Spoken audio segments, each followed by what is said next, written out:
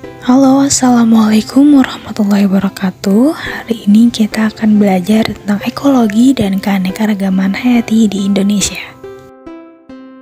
Apa sih itu ekologi? Nah, ekologi adalah ilmu yang mempelajari tentang interaksi makhluk hidup dengan lingkungannya. Kemudian, apa sih itu lingkungan? Nah, lingkungan ini adalah segala sesuatu yang ada di sekitar organisme dan memengaruhi kehidupan organisme tersebut. Komponen lingkungan itu dibedakan menjadi dua, yaitu komponen biotik yang terdiri atas makhluk hidup dan komponen abiotik, yaitu unsur-unsur tak hidup. Komponen biotik adalah semua makhluk hidup yang ada di muka bumi, contohnya manusia, hewan, tumbuhan, dan pengurai seperti jamur, bakteri. Coba temukan komponen biotik pada gambar di samping ini. Nah, ternyata ada pohon, ada harimau, ada manusia, ada burung, ada semut, ada kupu-kupu, ada bunga, dan ada juga jamur sebagai pengurainya. Kemudian abiotik, yaitu komponen unsur tak hidup yang ada dalam suatu ekosistem, contohnya seperti tanah, udara, cahaya, air, iklim, suhu, dan lainnya. Nah, coba kalian temukan lagi manakah komponen abiotik pada gambar di samping.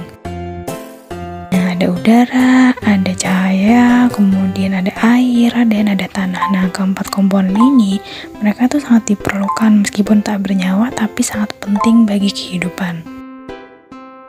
Lalu apa sih itu ekosistem? Nah, ekosistem adalah sistem yang di dalamnya terdapat interaksi antar komponen lingkungan, baik komponen makhluk hidup atau biotik, maupun unsur tak hidup atau abiotik.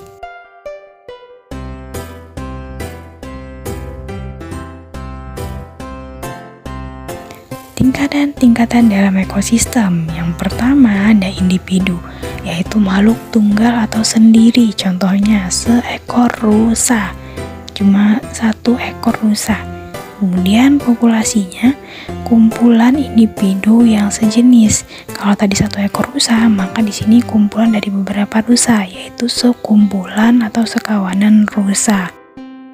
Kemudian ada komunitas, yaitu gabungan beberapa jenis makhluk hidup yang berinteraksi di tempat tertentu. Contohnya di hutan X itu ada gajah, ada pohon, ada rusa yang mereka itu saling berinteraksi gitu. Jadi makhluk hidup yang tinggal di hutan X itu adalah mereka.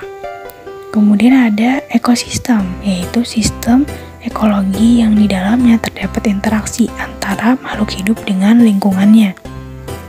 Contohnya itu pada gambar kalian bisa lihat ada rusa yang dia berinteraksi dengan lingkungannya, makan rumput, kemudian menghirup udara, minum airnya juga, mendapat cahaya matahari juga. Kemudian ada bioma. Nah, bioma ini dia lebih luas daripada ekosistem sebelumnya. Dia juga punya tanaman atau tumbuhan khas. Contohnya di Indonesia sendiri kita punya hutan hujan tropis. Nah, di hutan hujan tropis itu ada beberapa jenis tanaman khas ya, seperti Rafflesia arnoldi, bunga bangkai, dan lain sebagainya. Kemudian ada biosfer, adalah seluruh ekosistem yang ada di penjuru bumi ini. Ibarat nama lainnya itu adalah zona kehidupan. Selanjutnya ada aliran energi. Nah, pada tumbuhan maupun hewan, aliran energinya itu berbeda. Kalau pada tumbuhan mereka bisa mengolah makanan sendiri melalui proses fotosintesis, sementara hewan mereka tidak dapat mengolah makanan sendiri. Jadi mereka memakan tumbuhan atau hewan lain. Itulah kenapa tumbuhan disebutnya produsen karena bisa menghasilkan makanan sendiri, sementara hewan disebutnya sebagai konsumen. Hewan berdasarkan makanannya itu dibedakan menjadi 3, yaitu ada herbivora, omnivora, sama karnivora. Herbivora itu artinya hewan yang memakan tumbuhan. Omnivora adalah hewan yang memakan tumbuhan dan daging. Sementara karnivora itu adalah hewan yang memakan daging atau disebutnya juga predator. Selanjutnya ada rantai makanan. Nah, sebagaimana kalian ketahui bahwa makhluk hidup manapun itu tidak bisa hidup sendiri tanpa adanya makhluk lain. Jadi kita perlu makhluk hidup lain untuk bisa bertahan hidup. Nah, maka terbentuklah rantai makanan. Contohnya, padi itu dimakan oleh tikus. Padi itu adalah produsen. Kemudian tikus sebagai konsumen satu. Nah, tikus sebagai konsumen satu kemudian dimakan oleh ular. Ular disebutnya konsumen 2. Kemudian ular yang berperan sebagai konsumen 2 dimakan oleh elang yang disebut sebagai konsumen 3. Kemudian elang ini dia mati dan diuraikan jasadnya oleh jamur dan bakteri. Keanekaragaman hayati Indonesia. Indonesia punya bioma hutan hujan tropis yang di dalamnya itu terdapat beragam macam makhluk hidup. Hutan hujan tropis Indonesia dinyatakan sebagai hutan terbesar ketiga di dunia setelah Brazil dan Kongo. 10% dari hutan di dunia ini itu adalah hutan hujan tropis Indonesia.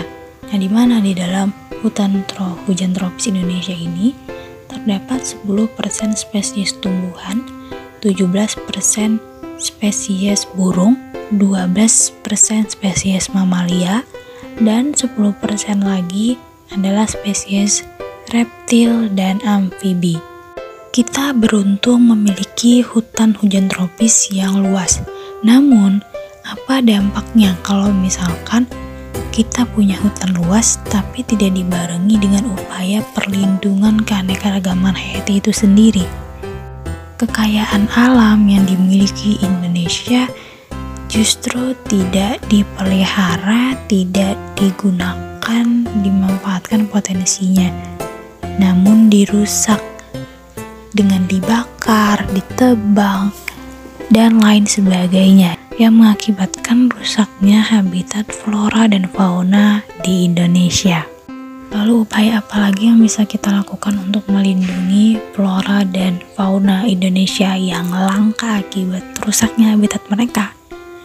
Nah, maka dapat dilakukan dengan konservasi.